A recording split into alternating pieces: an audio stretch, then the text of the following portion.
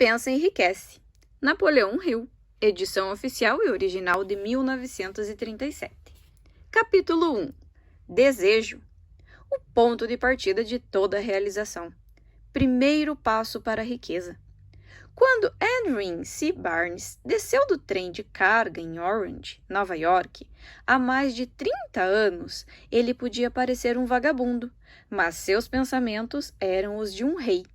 Enquanto caminhava dos trilhos da ferrovia até o escritório de Thomas A. Edison, sua mente trabalhava. Ele se viu parado diante de Edison. Ele se ouviu pedindo a Edison uma oportunidade de realizar a única obsessão de sua vida, o desejo ardente que o consumia, tornar-se parceiro de negócios do grande inventor. O desejo de Barnes não era uma esperança, não era uma mera vontade, era um desejo agudo e pulsante que transcendia todo o resto. Era definido. O desejo não era novo quando Barnes se aproximou de Edison. Aquele era o desejo dominante de Barnes, havia muito tempo. No começo, quando o desejo apareceu em sua mente, pode ter sido, provavelmente era, apenas uma vontade. Mas não era uma mera vontade quando Barnes apareceu diante de Edison. Poucos anos depois, Edwin C. Barnes ficou outra vez diante de Edison, no mesmo escritório em que conheceu o inventor. Dessa vez, seu desejo foi traduzido em realidade. Ele firmou uma parceria com Edison. O sonho dominante de sua vida tornou-se realidade. Hoje, as pessoas que conhecem Barnes o invejam por causa do refresco que a vida lhe proporcionou. Veem Barnes nos dias de triunfo, sem se dar ao trabalho de investigar a causa de seu sucesso. Barnes teve êxito porque escolheu um objetivo definido, colocou toda a sua energia, toda a sua força de vontade, todo o seu esforço, colocou tudo na sustentação do objetivo. Ele não se tornou parceiro de Edison no dia em que chegou. Ficou contente em começar no trabalho mais subalterno, pois proporcionava a oportunidade de dar pelo menos um passo na direção de sua acalentada meta. 5 anos se passaram antes que a chance que Barnes procurava aparecesse. Durante esses anos, nenhum raio de esperança, nenhuma promessa de realização de seu desejo lhe foram concedidos. Para todos, exceto para si mesmo, Barnes parecia ser apenas mais uma engrenagem na roda comercial de Edison. Mas, em sua mente, ele era parceiro de Edison, o tempo todo, desde o primeiro dia em que foi trabalhar. Esse é um exemplo notável do poder de um desejo definido.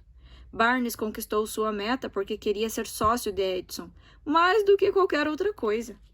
Ele criou um plano para atingir o objetivo e também queimou todas as pontes atrás de si.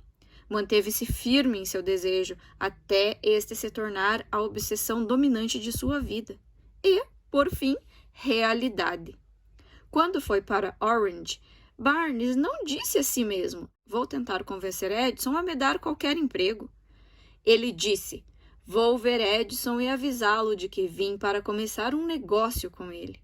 Ele não disse: "Vou trabalhar lá por uns meses e, se não receber incentivo, vou largar de mão e conseguir um emprego em outro lugar." Ele disse: "Começarei em qualquer função. Farei qualquer coisa que Edison me mande fazer. Mas, antes de dar por encerrado, serei sócio dele." Barnes não disse: "Ficarei de olhos abertos para outras oportunidades, caso não consiga o que quero na organização de Edison." Ele disse: "Há apenas uma coisa neste mundo que estou determinado a ter, e essa coisa é uma associação comercial com Thomas A. Edison. Vou queimar todas as pontes atrás de mim e apostar meu futuro inteiro na minha capacidade de conseguir o que quero." Barnes não deixou margem para recuo. Era vencer ou perecer. Isso resume a trajetória de sucesso dele. Há muito tempo, um grande guerreiro enfrentou uma situação que exigiu uma tomada de decisão para garantir o sucesso no campo de batalha. Ele estava prestes a enviar seus exércitos contra um inimigo poderoso, cujo número de soldados era maior que o dele. O militar embarcou os soldados em navios, navegou para o país inimigo, desembarcou os homens e equipamentos e então deu a ordem para queimar as embarcações. Dirigindo-se às tropas antes da primeira batalha, ele disse: "Vocês estão vendo os barcos virar fumaça? Isso significa que não podemos deixar essas margens vivos a menos que ganhemos. Agora não temos escolha, é vencer ou perecer." Eles venceram. Toda pessoa que deseja vencer em qualquer empreendimento deve estar disposta a queimar seus navios e cortar todas as linhas de retirada. Só assim é possível ter certeza de manter o estado de espírito conhecido como desejo ardente de vencer, essencial para o sucesso. Na manhã seguinte ao grande incêndio em Chicago, um grupo de comerciantes ficou na State Street olhando os restos fumegantes do que haviam sido suas lojas. Fizeram uma conferência para decidir se tentariam reconstruir ou se deixariam Chicago e recomeçariam em uma região mais promissora do país. Todos decidiram deixar Chicago, exceto um. O comerciante que decidiu ficar e reconstruir sua loja apontou para os restos de seu estabelecimento e disse: "Senhores, nesse mesmo local construirei a maior loja do mundo, não importa quantas vezes ela queime." Isso foi há mais de 50 anos. A loja foi construída. Está lá até hoje. Um imponente monumento ao poder do estado de espírito conhecido como desejo ardente. A coisa mais fácil para Marshall Field seria ter feito exatamente o que seus colegas comerciantes fizeram. Quando a situação ficou difícil e o futuro parecia sombrio, eles largaram tudo e foram para onde a coisa parecia mais fácil. Note bem essa diferença entre Marshall Field e os outros comerciantes, porque é a mesma que distingue Edwin C. Barnes de milhares de outros jovens que trabalharam na organização de Edison. É a mesma diferença que distingue praticamente todos os que têm sucesso daqueles que fracassam.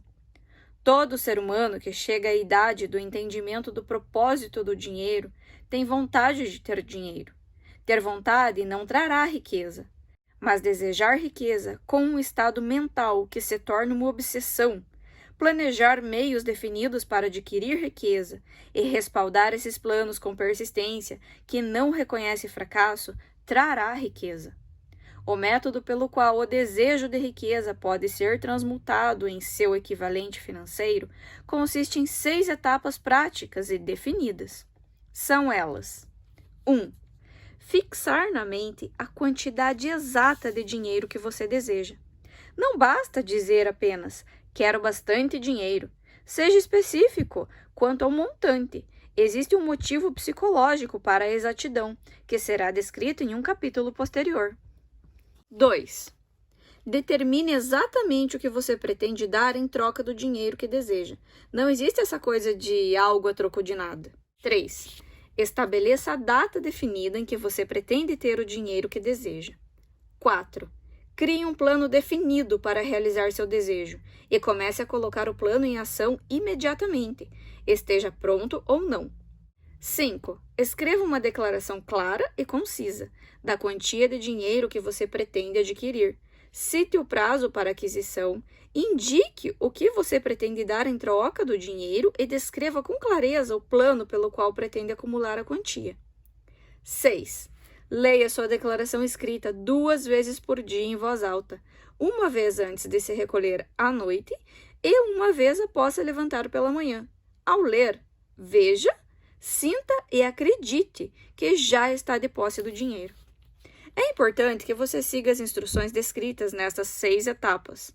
É especialmente importante que você observe e siga as instruções do 6º item. Você pode reclamar que é impossível se ver de posse do dinheiro antes de realmente tê-lo.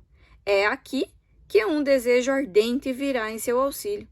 Se você desejar o dinheiro com tamanha intensidade que seu desejo seja uma obsessão, não terá dificuldade de se convencer de que irá adquiri-lo. O objetivo é querer o dinheiro e ficar tão determinado a tê-lo que você se convença de que o terá. Apenas aqueles que se tornam conscientes do dinheiro acumulam grande riqueza. Consciência do dinheiro significa que a mente fica tão completamente saturada com o desejo por dinheiro que a pessoa consegue se ver já de posse dele. Para os não familiarizados, que não foram instruídos sobre os princípios do fundamento da mente humana, essas instruções podem parecer impraticáveis. Pode ser útil para todos que não reconhecem a solidez das 6 etapas, saber que essas informações foram dadas por Andrew Carnegie, que começou como um operário comum de uma usina siderúrgica, mas conseguiu, apesar do começo humilde, fazer com que esses princípios lhe rendessem uma fortuna muito superior a 100 milhões de dólares. Também pode ser útil saber que as 6 etapas aqui recomendadas foram cuidadosamente examinadas por Thomas A. Edison, que lhes concedeu seu selo de aprovação por serem não apenas essenciais para a acumulação de dinheiro, mas também necessárias para a consecução de qualquer objetivo definido. As etapas não exigem trabalho duro, não exigem sacrifício, não requerem que a pessoa se torne ridícula ou crédula. Aplicá-las não requer um grau elevado de instrução. Contudo, a aplicação bem-sucedida das 6 etapas exige imaginação suficiente para ver e entender que a acumulação de dinheiro não pode ser deixada ao acaso, à sorte e à boa fortuna. É preciso perceber que todos os que acumularam grandes fortunas primeiro sonharam, esperaram, quiseram, desejaram e planejaram antes de adquirir o dinheiro. Você também deve ficar ciente de que nunca poderá ter grande riqueza a menos que consiga chegar a um estado de desejo abrasador por dinheiro e acreditar de verdade que o obterá. Deve ficar ciente ainda de que todo grande líder, desde o início da civilização até o presente, é um sonhador.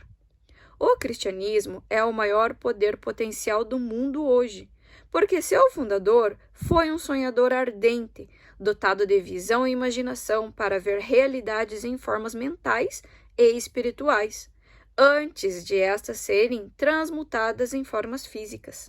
Se você não vê grande riqueza em sua imaginação, nunca verá em seu saldo bancário. Nunca na história da América houve tamanha oportunidade para os sonhadores práticos como existe hoje. O colapso econômico de 6 anos reduziu todos os homens basicamente ao mesmo nível. Uma nova corrida está prestes a ser disputada. As apostas representam enormes fortunas que serão acumuladas nos próximos 10 anos. As regras da corrida mudaram, porque agora vivemos em um mundo modificado que sem dúvida favorece as massas. Aqueles que tiveram pouca ou nenhuma oportunidade de vencer nas condições existentes durante a depressão, quando o medo paralisou o crescimento e o desenvolvimento. Nós que estamos na corrida pela riqueza, devemos ficar motivados por saber que esse mundo transformado em que vivemos exige novas ideias, novas maneiras de fazer as coisas, novos líderes, novas invenções, novos métodos de ensino, novos métodos de marketing, novos livros, nova literatura, novos programas de rádio, novas ideias para filmes.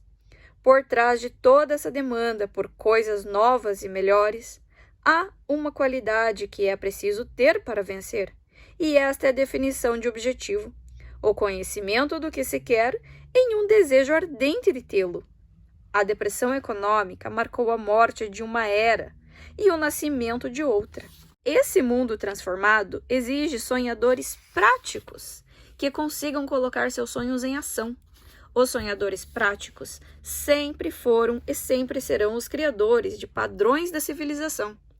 Nós que desejamos acumular riquezas, devemos lembrar que os verdadeiros líderes do mundo sempre foram homens que aproveitaram e colocaram em uso prático as forças intangíveis e invisíveis da oportunidade vindoura, e converteram essas forças, ou impulsos de pensamento, em arranha-céus, cidades, fábricas, aviões, automóveis e toda forma de conforto que torna a vida mais agradável. Tolerância e mente aberta são artigos de primeira necessidade dos sonhadores de hoje. Quem tem medo de novas ideias está condenado antes de começar.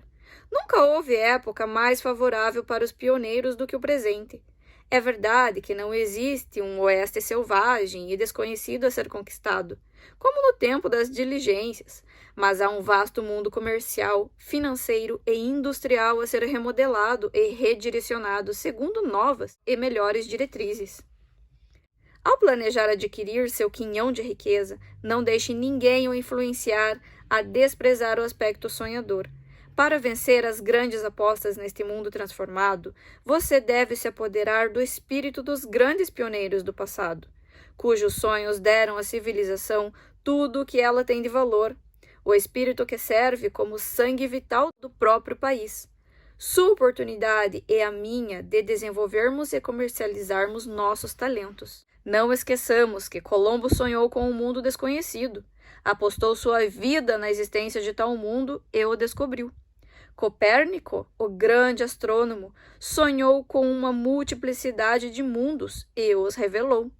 Ninguém o denunciou como irrealista depois que ele triunfou. Em vez disso, o mundo o venerou em seu santuário, provando mais uma vez que o sucesso não exige desculpas e o fracasso não permite álibis. Se a coisa que você deseja fazer é certa e você acredita nela, vá em frente e faça. Revele seu sonho e não se preocupe com o que os outros vão dizer caso você se depare com uma derrota temporária, pois os outros talvez não saibam que todo fracasso traz consigo a semente de um sucesso equivalente. Henry Ford, pobre e sem instrução, sonhou com uma carruagem sem cavalos. Começou a trabalhar com as ferramentas de que dispunha, sem esperar ser agraciado por uma oportunidade. E agora, a evidência de seu sonho espalha-se por toda a terra. Ford colocou mais rodas em operação do que qualquer outro homem até hoje, porque não teve medo de defender seus sonhos. Thomas Edison sonhou com uma lâmpada que pudesse ser acionada pela eletricidade. Começou onde estava para colocar o sonho em ação e, apesar de mais de 10.000 fracassos, manteve o sonho até torná-lo realidade física. Sonhadores práticos não desistem. Wellen sonhou com uma rede de tabacarias. Transformou o sonho em ação e agora as lojas Seager United ocupam as melhores esquinas da América. Lincoln sonhou com a liberdade dos escravos negros.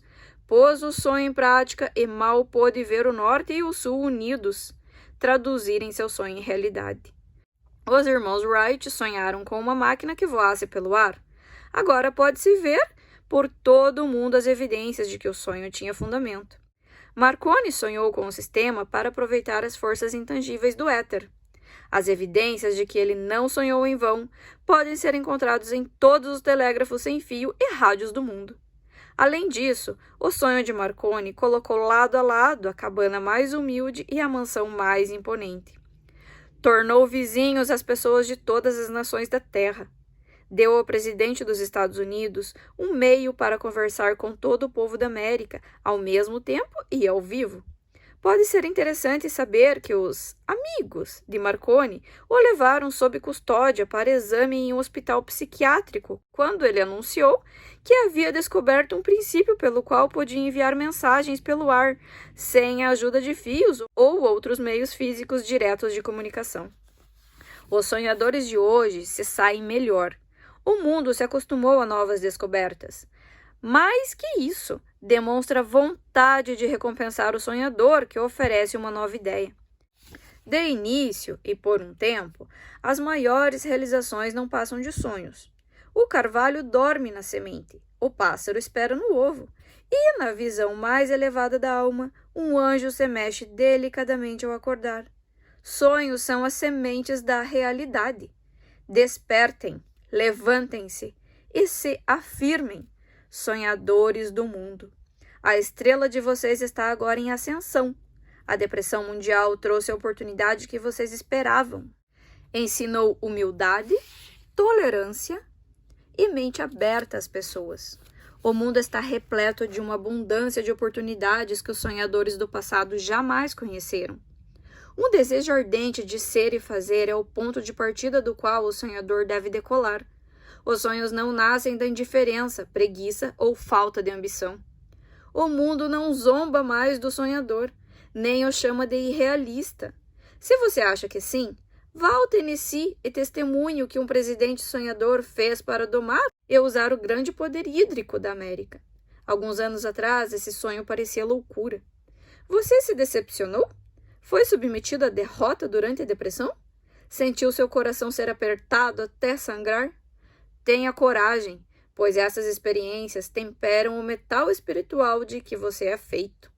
Elas são ativos de valor incomparável. Lembre-se também de que todos aqueles que têm sucesso na vida começam mal e passam por muitas lutas de partir o coração antes de chegar lá. O momento decisivo na vida daqueles que obtêm sucesso geralmente ocorre em alguma crise, quando são apresentados a seus outros eus. John Bunyan escreveu O Peregrino, que figura entre as melhores obras de toda a literatura inglesa. Depois de ser confinado à prisão e severamente punido por seus pontos de vista sobre religião, o Henry descobriu o gênio que dormia em seu cérebro, depois de topar com grande infortúnio e ser confinado em uma cela de prisão em Columbus, Ohio. Forçado pelo infortúnio a se familiarizar com o seu outro eu e a usar a imaginação, ele se descobriu um grande autor, em vez de um criminoso e pária desgraçado. Estranhos e variados são os caminhos da vida, e mais estranhos ainda são os caminhos da inteligência infinita, através dos quais os homens, às vezes, são forçados a sofrer todo tipo de punição antes de descobrir o próprio cérebro e a própria capacidade de gerar ideias úteis com a imaginação. Edison, o maior inventor e cientista do mundo, era um operador de telégrafo, vagabundo. Fracassou inúmeras vezes antes de, enfim, ser conduzido à descoberta do gênio que dormia em seu cérebro. Charles Dickens começou a vida colando rótulos em potes de graxa de sapato. A tragédia de seu primeiro amor penetrou nas profundezas de sua alma e o converteu em um dos maiores autores do mundo. A tragédia produziu o primeiro David Copperfield, depois uma sucessão de obras que tornaram este mundo mais rico e melhor para todos que leram seus livros. A decepção no amor, em geral, tem o efeito de levar homens à bebida e mulheres à ruína. Isso porque a maioria nunca aprende a arte de transmutar essas emoções mais fortes em sonhos de natureza construtiva. Helen Keller ficou surda, muda e cega logo após o nascimento. Apesar de seu imenso infortúnio, escreveu seu nome de modo indelével na página da história dos grandes. Sua vida serve como prova de que ninguém está derrotado até a derrota ser aceita como realidade. Robert Burns era um rapaz interiorano, analfabeto e amaldiçoado pela pobreza. Para completar, se tornou um bêbado quando adulto. O mundo ficou melhor por ele ter vivido, porque Burns revestiu belos pensamentos de poesia e assim arrancou espinhos e plantou rosas no lugar. Booker T. Washington nasceu na escravidão, em desvantagem pela raça e pela cor. Por ser tolerante, ter uma mente aberta em todas as ocasiões e em todos os assuntos e ser um sonhador, deixou sua marca para sempre em toda uma raça. Beethoven era surdo, Milton era cego, mas seus nomes hão de permanecer pela eternidade, pois eles sonharam e traduziram seus sonhos em pensamento organizado. Antes de passar para o próximo capítulo, acenda novamente o fogo da esperança, da fé, da coragem e da tolerância em sua mente. Se você tiver esses estados mentais e um conhecimento prático dos princípios descritos, tudo mais que precisar virá até você quando estiver pronto para receber. Deixe Emerson declarar o pensamento com as seguintes palavras: todo provérbio, todo livro, todo epítome que lhe pertence para ajuda ou conforto seguramente voltará para casa por meio de passagens abertas ou sinuosas. Todo amigo que não for sua vontade fantasiosa, mas que o grande e eterno coração em você desejar, haverá de prendê-lo em seus braços. Existe uma diferença entre desejar uma coisa e estar pronto para recebê-la. Ninguém está pronto para nada até acreditar que possa adquiri-la. O estado mental deve ser de crença, não meramente de esperança ou vontade. A mente aberta é essencial para a crença. Mentes fechadas não inspiram fé, coragem e crença. Lembre-se, não é necessário mais esforço para ter um grande objetivo na vida, exigir abundância e prosperidade, do que aceitar a miséria e a pobreza. Um grande poeta afirmou corretamente essa verdade universal com as seguintes linhas: Barganhei com a vida por 1 centavo, e a vida não pagava mais, por mais que eu implorasse à noite, quando contava minhas porcas reservas. Pois a vida é apenas empregadora, ela dá o que você pede. Mas, uma vez que você tem estabelecido o salário, ora, é preciso aguentar a tarefa. Trabalhei por um salário vil, só para descobrir, consternado, que qualquer salário que eu tivesse pedido à vida, a vida teria pago de bom grado. O desejo despista a mãe natureza. Como um clímax adequado para este capítulo, desejo apresentar uma das pessoas mais incomuns que já conheci. Eu o vi pela primeira vez há 24 anos, minutos depois de ele ter nascido. Ele veio ao mundo sem nenhum sinal físico de ouvidos, e o médico admitiu, quando pressionado por uma opinião, que a criança talvez fosse surda e muda a vida inteira. Eu desafiei a opinião do médico, eu tinha todo o direito de fazê-lo. Eu era o pai da criança. Também tomei uma decisão e dei uma opinião, mas me expressei em silêncio, no segredo do meu coração. Decidi que meu filho ouviria e falaria. A natureza poderia me enviar um filho sem ouvidos, mas a natureza não poderia me induzir a aceitar a realidade da deficiência. Em minha mente, eu sabia que meu filho ouviria e falaria. Como? Eu tinha certeza de que deveria haver um caminho e sabia que o encontraria. Pensei nas palavras do imortal Emerson. Todo o curso das coisas vai nos ensinar fé. Precisamos apenas obedecer. Há orientação para cada um de nós e, ouvindo com humildade, ouviremos a palavra certa. A palavra certa? Desejo? Mais do que qualquer outra coisa, desejei que meu filho não fosse surdo-mudo. Desse desejo nunca recuei nem por 1 segundo. Muitos anos antes eu havia escrito: nossas únicas limitações são aquelas que estabelecemos na própria mente. Pela primeira vez indaguei se essa afirmação era verdadeira. Deitado na cama à minha frente estava um bebê recém-nascido, sem o equipamento natural de audição. Mesmo que pudesse ouvir e falar, ele estava obviamente desfigurado para toda a vida. Com certeza, aquela era uma limitação que a criança não havia estabelecido na própria mente. O que eu poderia fazer a respeito? De alguma forma, eu encontraria uma maneira de transplantar para a mente daquela criança meu desejo ardente de encontrar maneiras de transmitir som ao cérebro sem o auxílio dos ouvidos? Assim que meu filho tivesse idade suficiente para cooperar, eu preencheria sua mente tão completamente com o desejo ardente de ouvir que a natureza, por seus próprios métodos, traduziria tal desejo em realidade física. Todo esse pensamento se desenrolou em minha mente, mas não falei nada para ninguém. Todo dia renovava a promessa que havia feito a mim mesmo de não aceitar que meu filho fosse surdo-mudo.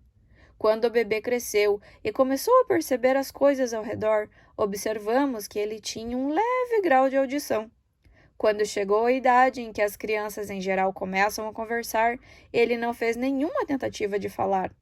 Mas podemos notar por suas ações que ele conseguiu ouvir alguns sons tênues. Era tudo o que eu precisava saber. Eu estava convencido de que, se ele conseguiu ouvir, mesmo que pouco, poderia desenvolver uma capacidade auditiva maior. Então aconteceu uma coisa que me deu esperança. Veio uma fonte totalmente inesperada. Compramos uma vitrola. Quando nosso filho ouviu música pela primeira vez, entrou em êxtase e rapidamente se apropriou do aparelho. Logo mostrou preferência por determinadas gravações, entre elas It's a Long Way to Tipperary. Em uma ocasião, tocou a faixa vezes e mais vezes, por quase 2 horas, em pé diante da vitrola, com os dentes presos na beirada do equipamento. O significado desse hábito espontâneo só ficou claro para nós anos depois, pois até então nunca tínhamos ouvido falar do princípio da condução do som por via óssea. Logo depois que Blair se apropriou da vitrola, descobri que ele conseguia me ouvir bastante bem quando eu falava com os lábios tocando no seu osso mastoide, ou na base da sua cabeça. Essas descobertas me colocaram de posse dos meios pelos quais comecei a traduzir em realidade o desejo ardente de ajudar meu filho a desenvolver a audição e a fala. Naquela época, ele estava tentando falar certas palavras. A perspectiva estava longe de ser animadora, mas o desejo amparado pela fé não conhece a palavra impossível. Tendo determinado que ele conseguia ouvir nitidamente o som de minha voz, comecei de imediato a transferir para sua mente o desejo de ouvir e falar. Logo descobri que meu filho gostava de histórias de ninar. Então, fui ao trabalho criando histórias destinadas a desenvolver autoconfiança, imaginação e um desejo intenso de ouvir e ser normal. Havia uma história em particular que eu enfatizava, conferindo-lhe novos tons dramáticos cada vez que a contava. Essa história foi projetada para plantar na mente de Blair o pensamento de que sua deficiência não era um passivo, mas um ativo de grande valor. Apesar de toda a filosofia que eu havia examinado indicar claramente que toda diversidade traz consigo a semente de uma vantagem equivalente, devo confessar que não tinha a menor ideia de como a deficiência de Blair poderia se tornar um ativo. No entanto, continuei a prática de incluir essa filosofia nas histórias de Ninar, esperando que chegasse a hora em que ele encontrasse algum plano pelo qual sua deficiência pudesse servir a um propósito útil. A razão me dizia sem rodeios que não havia compensação adequada para a falta de ouvidos e de aparelho auditivo natural. O desejo apoiado pela fé empurrou a razão para fora do caminho e me inspirou a continuar. Ao analisar a experiência em retrospecto, percebo agora que a fé de meu filho em mim teve muito a ver com os resultados surpreendentes. Ele não questionou nada do que eu disse. Vendia a ideia de que ele tinha uma vantagem distinta sobre o irmão mais velho e que essa vantagem se refletia de várias maneiras. Por exemplo, os professores da escola observavam que ele não tinha ouvidos, por isso dedicavam-lhe atenção especial e o tratavam com extraordinária bondade. Sempre foi assim. Sua mãe cuidava disso, visitando os professores e combinando com eles para que dessem a nosso filho a atenção extra necessária. Também vendia a ideia de que, quando ele tivesse idade suficiente para vender jornais, o irmão mais velho já havia se tornado comerciante de jornais. Ele teria uma grande vantagem sobre o irmão, pois as pessoas lhe dariam dinheiro extra pela mercadoria, ao ver que ele era um garoto brilhante e trabalhador, apesar de não ter ouvidos. Percebemos que, gradualmente, a audição de nosso filho estava melhorando. Além disso, não tinha a menor tendência de ficar constrangido por causa de sua condição. Quando tinha 7 anos de idade, ele deu a primeira prova de que nosso método de nutrir sua mente estava dando frutos. Por vários meses implorou pelo privilégio de vender jornais, mas sua mãe não consentia. Ela temia que a surdez tornasse perigoso ele ir sozinho à rua. Por fim, Blair se encarregou do assunto por si.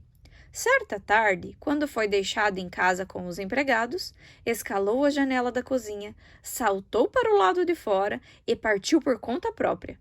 Pediu emprestado 6 centavos de capital ao sapateiro do bairro.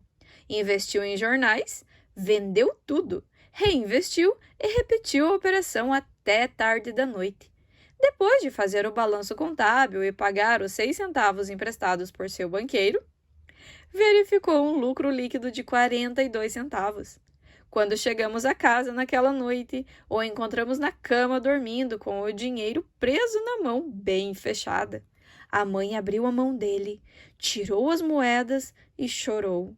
Ora, francamente, chorar por causa da primeira vitória do filho me pareceu muito inapropriado. Minha reação foi inversa. Ri de todo o coração, pois soube que o esforço de plantar na mente de meu filho uma atitude de fé em si mesmo tinha sido bem-sucedida. A mãe viu no primeiro empreendimento comercial do filho um garotinho surdo que saíra pelas ruas e arriscara a vida para ganhar dinheiro. Eu vi um homenzinho empreendedor corajoso, ambicioso e autoconfiante, cuja confiança em si mesmo havia aumentado 100% ao fazer negócios por iniciativa própria e vencer. A transação me agradou, porque soube que Blair havia demonstrado uma característica de desenvoltura que eu acompanharia por toda a vida. Eventos posteriores provaram que isso era verdade. Quando seu irmão mais velho queria alguma coisa, se atirava no chão, esperneava e chorava pelo que queria. E conseguia. Quando o menino surdo queria alguma coisa, planejava uma maneira de ganhar o dinheiro e depois comprava por si. Ele ainda segue o mesmo plano. A verdade é que meu filho me ensinou que as desvantagens podem ser convertidas em degraus, pelos quais você pode subir na direção de algum objetivo digno, a menos que sejam aceitas como obstáculos e usadas como álibis. O menino surdo passou de ano nas séries fundamentais, no ensino médio e na faculdade sem conseguir ouvir seus professores, exceto quando gritavam alto e a curta distância. Ele não frequentou escolas para surdos. Não permitimos que ele aprendesse a linguagem dos sinais. Decidimos que ele deveria levar uma vida normal e se relacionar com as crianças normais, e mantivemos tal decisão, embora nos custasse muitos debates acalorados com o pessoal das escolas. Enquanto cursava o ensino médio, nosso filho experimentou um aparelho auditivo elétrico, mas não serviu de nada, devido a acreditarmos nós a condição revelada quando ele tinha 6 anos de idade. O Dr. J. Gordon Wilson, de Chicago, operou um lado de sua cabeça e descobriu que não havia sinal de aparelho auditivo natural. Durante a última semana da faculdade, 18 anos após aquela cirurgia, aconteceu uma coisa que marcou a virada mais importante da vida de Blair. Mediante o que pareceu mero acaso, ele ganhou outro aparelho auditivo elétrico enviado para teste. Ele demorou a testá-lo, devido à decepção anterior com dispositivo semelhante.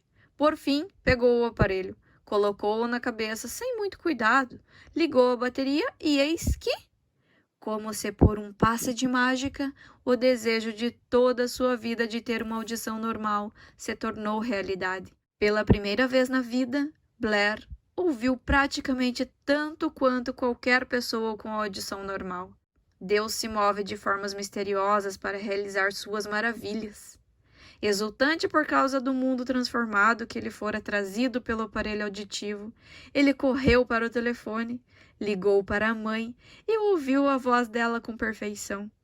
No dia seguinte, ouviu claramente as vozes dos professores na sala de aula pela primeira vez na vida. Antes, ele só conseguia ouvi-los quando gritavam a curta distância. Ele ouviu rádio, ouviu filmes. Pela primeira vez na vida, pôde conversar livremente com outras pessoas, sem a necessidade de que falassem alto. A verdade é que ele tomou posse de um mundo modificado. Nos recusamos a aceitar o erro da natureza e, por um desejo persistente, induzimos a natureza a corrigir o erro pelos únicos meios práticos disponíveis. O desejo havia começado a pagar dividendos, mas a vitória ainda não estava completa. O garoto ainda precisava encontrar uma maneira prática e definitiva de converter sua deficiência em um ativo equivalente. Mal percebendo o significado do que já havia alcançado, mas intoxicado pela alegria do mundo sonoro recém-descoberto, Blair escreveu uma carta ao fabricante do aparelho auditivo, descrevendo sua experiência com entusiasmo. Algo na carta, algo que talvez não estivesse escrito nas frases, mas por trás delas, levou a empresa a convidá-lo a ir a Nova York.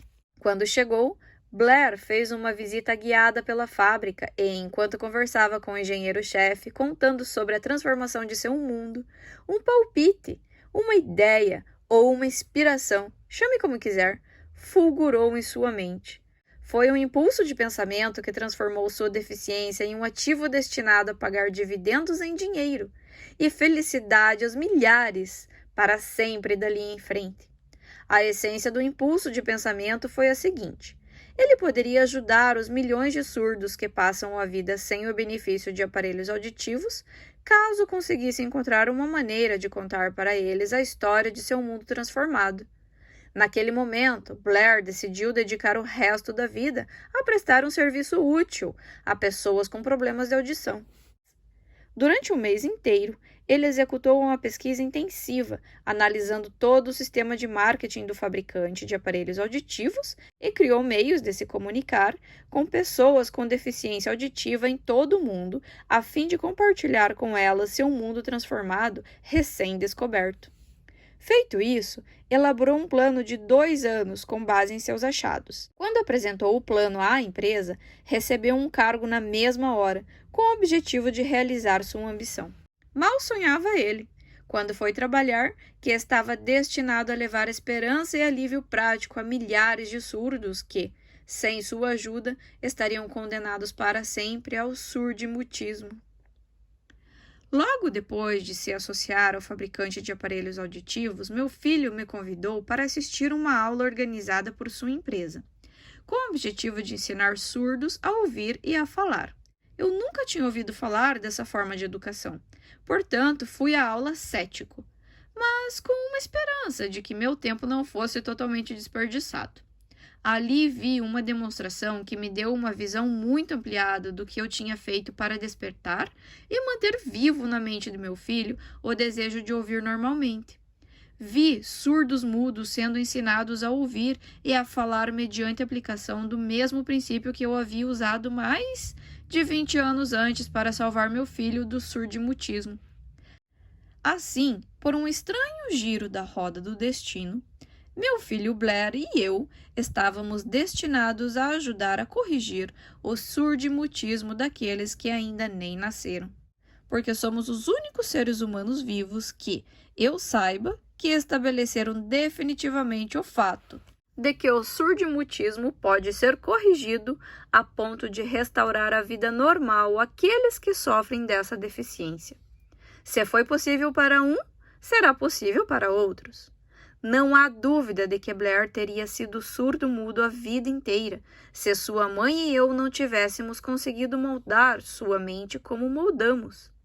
O médico que assistiu o parto nos disse confidencialmente que a criança talvez nunca ouvisse falasse. Algumas semanas atrás, o Dr. Evan Voorhees, respeitado especialista nesses casos, examinou Blair minuciosamente. Ficou espantado ao constatar o quanto meu filho ouve e fala e disse que seu exame indicava que, teoricamente, o garoto não deveria conseguir ouvir nada. Mas o rapaz ouve, apesar de as imagens de raio-x mostrarem que não há nenhuma abertura no crânio onde seus ouvidos deveriam estar. Quando plantei na mente de Blair o desejo de ouvir, conversar e viver como uma pessoa normal, esse impulso produziu alguma influência estranha que levou a natureza a se tornar construtora de pontes e transpor o abismo de silêncio entre o cérebro de Blair e o mundo exterior por meios que os especialistas médicos mais argutos não foram capazes de interpretar. Seria um sacrilégio para mim sequer conjecturar sobre como a natureza realizou esse milagre. Seria imperdoável se eu deixasse de contar ao mundo o que sei a respeito do humilde papel que desempenhei nesse estranho acontecimento. É meu dever e privilégio dizer que acredito, e não sem razão, que nada é impossível para a pessoa que sustenta o desejo com a fé duradoura. Na verdade, um desejo ardente tem maneiras tortuosas de se transmutar em seu equivalente físico. Blair desejou uma audição normal, agora a tem. Ele nasceu com uma desvantagem, que poderia facilmente ter enviado alguém com desejo menos definido para a rua com um punhado de lápis e uma caneca de lata. Essa desvantagem agora promete servir de meio pelo qual ele prestará um serviço útil a muitos milhões de deficientes auditivos, além de lhe proporcionar um emprego útil com compensação financeira adequada pelo resto da vida. As pequenas mentiras brancas que plantei na mente de Blair quando ele era criança, levando-o a acreditar que sua deficiência se tornaria um grande patrimônio, que ele poderia capitalizar, estão justificadas. Na verdade, não há nada, certo ou errado, que a crença somada ao desejo ardente não possa tornar real. Essas qualidades estão à disposição de todos. Em toda a minha experiência ao lidar com homens e mulheres com problemas pessoais, nunca lidei com um único caso que demonstre mais definitivamente o poder do desejo. Às vezes, os autores cometem o erro de escrever sobre assuntos dos quais têm apenas conhecimento superficial ou muito elementar. Foi uma sorte eu ter tido o privilégio de testar a solidez do poder do desejo a partir da condição de meu filho. Talvez tenha sido providencial a experiência ter ocorrido dessa forma, pois com certeza ninguém está mais preparado do que ele para servir de exemplo do que acontece quando o desejo é posto à prova. Se a mãe natureza se curva à vontade do desejo, seria lógico achar que meros humanos possam derrotar um desejo ardente? Estranho e imponderável é o poder da mente humana. Não entendemos o método pelo qual ela utiliza todas as circunstâncias, todos os indivíduos, todas as coisas físicas ao seu alcance como meios de transmutar o desejo em sua contraparte física. Talvez a ciência descubra esse segredo. Plantei na mente do meu filho o desejo de ouvir e falar, como qualquer pessoa normal ouve e fala. Esse desejo agora se tornou realidade. Plantei em sua mente o desejo de converter seu maior obstáculo em seu maior patrimônio. Esse desejo foi realizado. O modus operandi pelo qual o resultado espantoso foi alcançado não é difícil de descrever. Consiste em 3 fatos muito definidos. Primeiro, misturei a fé com o desejo de audição normal e transmiti isso ao meu filho. Segundo, comuniquei a ele meu desejo por todos os meios disponíveis, mediante esforço persistente e contínuo ao longo de anos. Terceiro, ele acreditou em mim. Quando este capítulo estava sendo concluído, chegaram as notícias da morte de M. Schumann Heink. Um breve parágrafo no comunicado da imprensa dá a pista para o sucesso estupendo dessa cantora e mulher incomum. Cito o parágrafo porque a pista que contém não é outra senão o desejo. No início de sua carreira, Ernestine Schumann Heink visitou o diretor da ópera da corte de Viena para um teste de voz, mas ele não a testou. Depois de dar uma olhada na garota desajeitada e mal vestida, ele exclamou sem muita gentileza: "Com essa cara e sem qualquer personalidade, como você pode esperar ter sucesso na ópera? Minha boa criança, desista dessa ideia. Compre uma máquina de costura e vá trabalhar. Você nunca poderá ser uma cantora." Nunca é muito tempo. O diretor da ópera de corte de Viena sabia muito sobre técnica de canto, mas pouco sabia sobre o poder do desejo, quando assume a proporção de uma obsessão. Se soubesse mais sobre esse poder, não teria cometido o erro de condenar um gênio sem lhe dar uma oportunidade. Há muitos anos, um de meus colegas de trabalho adoeceu. Com o passar do tempo, ele piorou e acabou levado ao hospital para uma cirurgia. Pouco antes de ele ser conduzido para a sala de cirurgia, dei uma olhada nele e me perguntei como alguém tão magro e debilitado poderia passar por uma grande operação com sucesso. O médico avisou que havia pouca ou nenhuma chance de o vê-lo vivo novamente. Mas essa era a opinião do médico, não era a opinião do paciente. Pouco antes de ser levado embora, ele sussurrou debilmente: "Não se preocupe, chefe. Vou sair daqui em alguns dias." A enfermeira assistente olhou para mim com pena, mas o paciente se salvou. Depois que tudo terminou, o médico disse: "Nada além do próprio desejo de viver o salvou. Ele nunca teria conseguido se não tivesse se recusado a aceitar a possibilidade da morte." Acredito no poder do desejo apoiado pela fé, porque vi esse poder alçar homens de começos humildes a elevados patamares de poder e riqueza. Vi esse poder roubar o túmulo de suas vítimas. Vi esse poder servir de meio pelo qual os homens deu a volta por cima, depois de derrotados de centenas de maneiras diferentes. Vi esse poder proporcionar uma vida normal, feliz e bem-sucedida a meu filho, apesar de a natureza o ter enviado a um mundo sem ouvidos. Como alguém pode aproveitar e usar o poder do desejo? Isso é respondido neste e nos capítulos subsequentes deste livro. Essa mensagem está sendo divulgada ao mundo ao final da mais longa e talvez mais devastadora depressão que a América já viu. É razoável presumir que a mensagem possa chamar a atenção de muitos que foram atingidos pela depressão. Aqueles que perderam suas fortunas, aqueles que perderam suas posições e as multidões que precisam reorganizar os planos e dar a volta por cima. A todos eles desejo transmitir o pensamento de que toda conquista, não importa qual seja sua natureza ou propósito, deve começar com um desejo intenso e ardente por algo definido.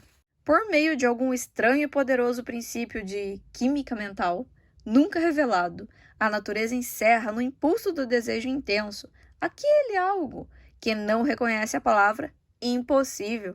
e que não aceita a realidade do fracasso.